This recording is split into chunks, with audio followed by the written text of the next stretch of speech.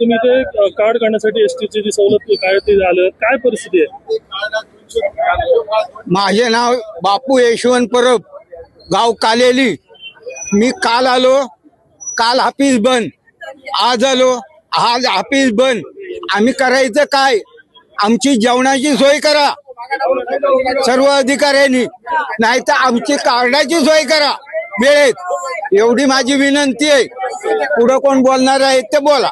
20 झाले इल्यार आमका सांगल्यानी फोन करतो मग नेऊ घ्यावा. 22 तारखे येऊ सांगले. मी काल येऊन गेलोय तर ते नाही बंद होता, पण आज येवले आज पण बंदच आहे. पिंगुळेसून इलय मी 2 तास, त्या दिवशी 2-3 तास थांबले काढताना. कामाची माणसं आम्ही किती वेळ थांबणार?